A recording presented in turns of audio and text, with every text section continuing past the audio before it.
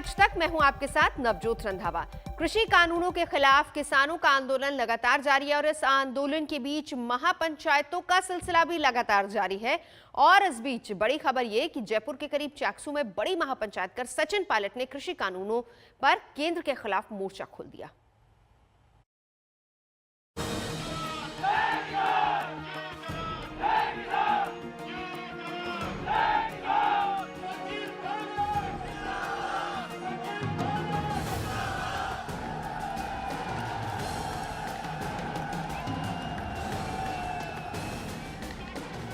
महापंचायत के बहाने किसानों को साधने की जो शुरुआत कांग्रेस ने की है, सचिन पायलट पार्टी की इस पहल का बड़ा चेहरा बनते जा रहे हैं।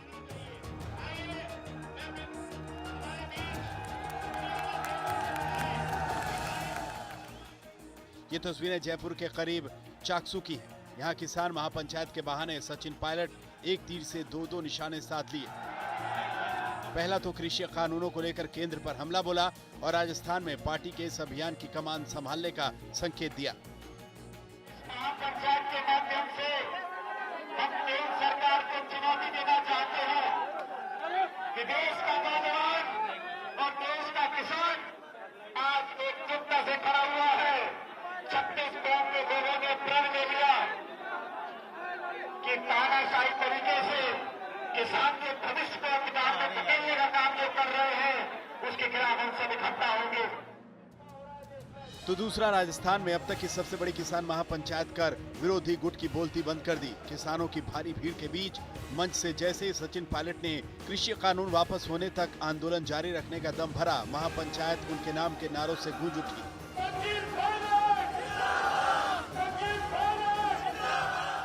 ये लड़ाई आसान नहीं है।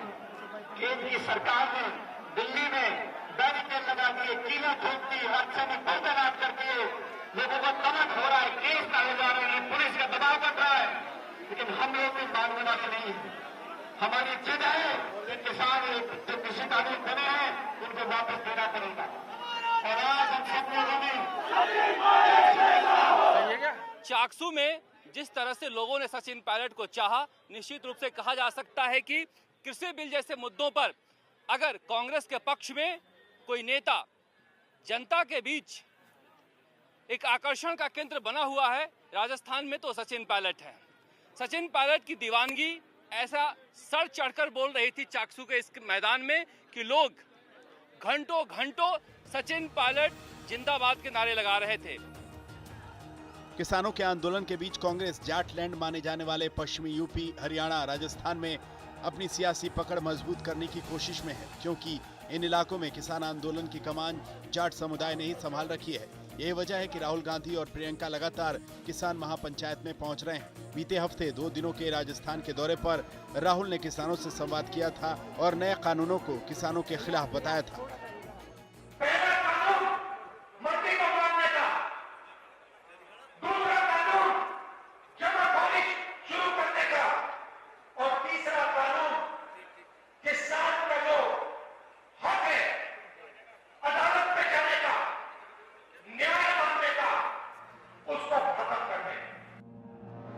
वहीं प्रियंका गांधी पश्चिमी यूपी में किसानों को कांग्रेस के साथ लाने के लिए लगातार मोर्चा संभाले हुए हैं। सहारनपुर और बिजनौर के बाद आज प्रियंका मुजफ्फरनगर में होने वाली किसान महापंचायत में पहुंचेंगी। कांग्रेस की कोशिश है कि कृषि कानूनों पर किसानों के गुस्से का फायदा अपनी सियासी जमीन को मजबूत करने में किया जाए और राजस्थान में किसान आंदोलन को धार देकर सचिन पायलट पार्टी की इस रणनीति को और मजबूत कर सकते हैं। जयपुर से शरद कुमार के साथ आज तक ब्यूरो। मध्य प्रदेश में नाम बदलने वाली सियासत का चेहरा दिखना अब शुरू हो गया है। सीएम शिवराज सिंह चौहान ने कल नर्मदा जयंती के कार्यक्रम में होशंगाबाद का नाम बदलकर नर्मदापुरम करने का ऐलान कर दिया और इसका प्रस्ताव भी केंद्र सरकार को भेजकर ऐलान कर दिया गया। मध्य प्रदेश सरकार सर्वसम्मत प्रस्ताव भेज रही है कि होशंगाबाद का नाम नर्मदापुर की पुरम भैया देखो, जो जनता कहेगी वो मानो। तो होशंगाबाद का नाम नर्मदापुरम रखा जाएगा और इसी के साथ मध्य प्रदेश के सीएम शिवराज सिंह चौहान ने भरी सभा में होशंगाबाद का नाम बदलकर नर्मदापुरम कर दिया।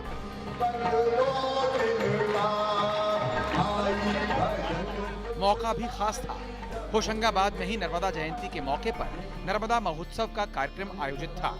यहाँ सेठानी घाट पर नर्मदा के जल में बने मंच पर शिवराज सिंह चौहान ने पत्नी के साथ मां नर्मदा का पूजन किया। इसके बाद मंच से होशंगाबाद का नाम बदलकर नर्मदापुरम करने की घोषणा कर दी। होशंगाबाद अच्छा लगता है क्या? होशंगाबाद कहना सब बताएं। आज अच्छा लगता है होशंगाबाद कहना? तो क्या कहना चाहिए?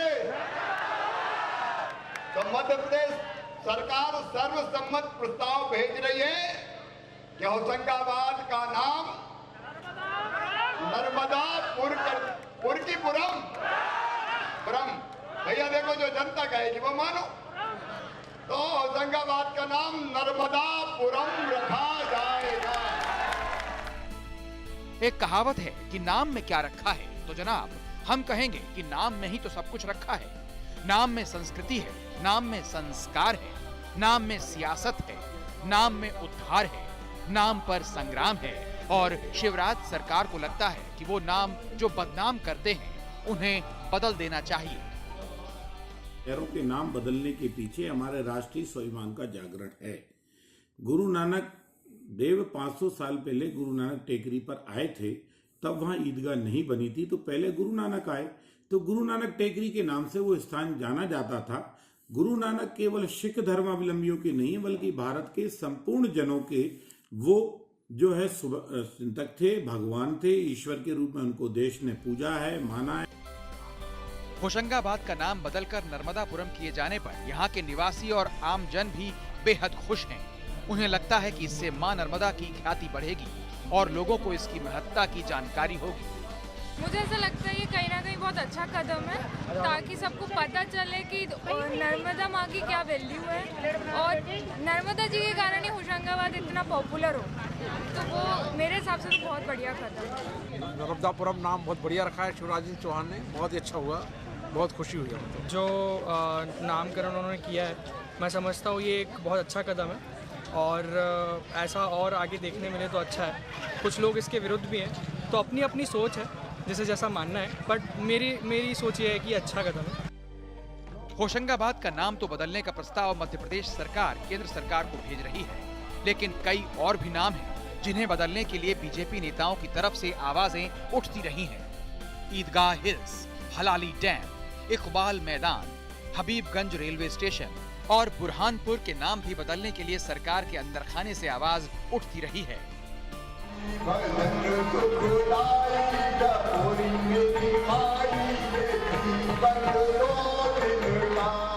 नर्मदापुरम यानी होशंगाबाद से जितेंद्र वर्मा के साथ रवीश पाल सिंह, भोपाल, आज तक। उन्नाव कांड में रोंगटे खड़े कर देने वाला एक खुलासा हुआ है। उन्नाव में 2 बेटियों की मौत का राज खुल गया है। पुलिस ने खुलासा किया है कि एक तरफा प्यार में नाकाम एक सरफिरे आशिक ने लड़की की हत्या का जाल बुना और पानी में कीटनाशक दवा मिलाकर उसको पिला दी।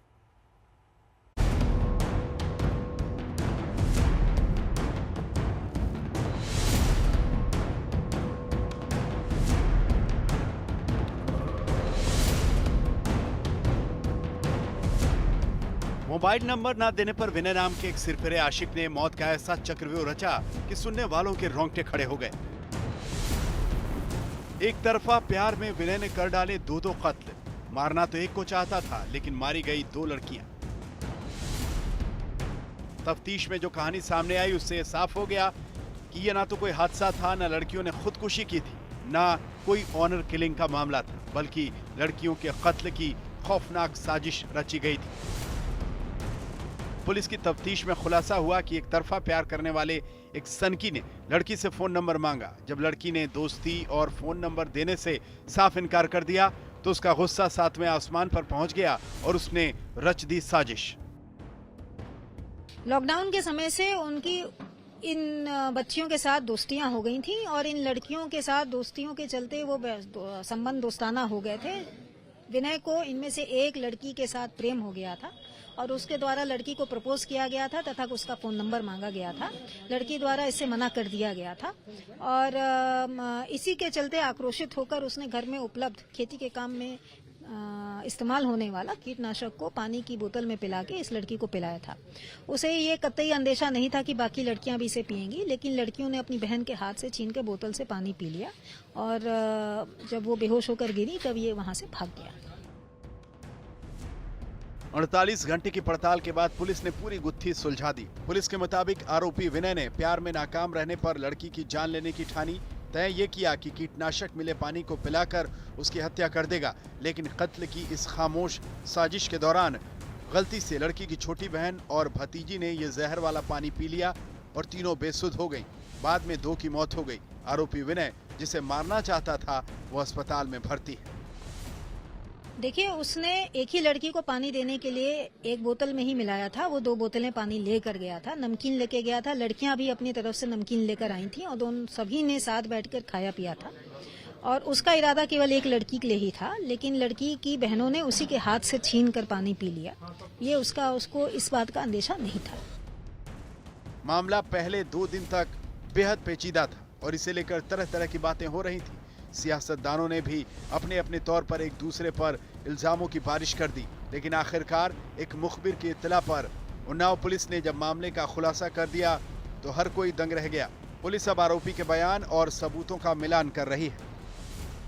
इसमें हत्या पूरी तरीके से निकलकर सामने आया है। हालांकि पुलिस के मुताबिक वो एक लड़की की हत्या करना चाहता था, लेकिन बाकी दोनों लड़कियों ने भी ये जो पेय पदार्थ था वो पिया और उसमें मौत हुई है। संजय कुमार के साथ कुमार अभिषेक, उन्नाव, आज तक। पश्चिम बंगाल के राज्यपाल जगदीप धनखड़ ने राज्य की कानून व्यवस्था को लेकर बहुत सारे सवाल खड़े किए हैं। आज तक के खास कार्यक्रम सीधी बात में प्रभु चावला ने जब उनसे राज्य में अनुच्छेद 356 का इस्तेमाल करने के बारे में पूछा तो उन्होंने कहा कि सारी रिपोर्ट में संविधान के दायरे में दे चुका हूं। इस प्रदेश के अंदर लॉ एंड ऑर्डर ब्रेकडाउन हो चुका है, मिसयूज ऑफिशियल मशीनरी का हो रहा है। जो फिट केस होते हैं 56 में आपके पड़े हुए हैं, तो आपने अमित शाह जी को चिट्ठी क्यों लिख दी कि निकालो, सरकार को डिसमिस करो? देखिए सर, राज्यपाल का केंद्र सरकार या किसी भी संस्था से क्या नाता होता है उसकी चर्चा सार्वजनिक रूप से नहीं हो सकती। मैं उसमें नहीं करूंगा। कारण नहीं, कम्युनिकेशन तो देते हैं ना, वो तो मैंडेटरी है, आपको हर महीने लिखना पड़ता है, आप लिखते हैं? नहीं, कम्युनिकेशन लिखता हूं और हर महीने लिखना होता है, हर महीने लिखता हूं। बट क्या लिखता हूं, किसको लिखता हूं, कितना लिखता हूं, ये तो कॉन्स्टिट्यूशन है, सबको पता है। आप बताएंगे नहीं तभी पता है कि governor can communicate only to the president, prime minister and home minister. इसमें लीगल है, इसमें आप लिखेंगे तो कोई ऑब्जेक्शन कर भी नहीं सकता। यू आर राइट, पर क्या लिखता हूँ? नहीं, मैंने ये नहीं पूछ रहा हूँ, पर जो आप मेरे को बता रहे हैं मैं तो ये मान के चल रहा हूँ कि वो भी लिखा होगा आपने। नहीं, जब मेरे को बता सकते हैं आप, तो आप बाकी को नहीं बताएंगे। You are failing in your duty then नहीं लिखा तो। नहीं, I send my reports containing all this to constitutional authorities on all expected facets.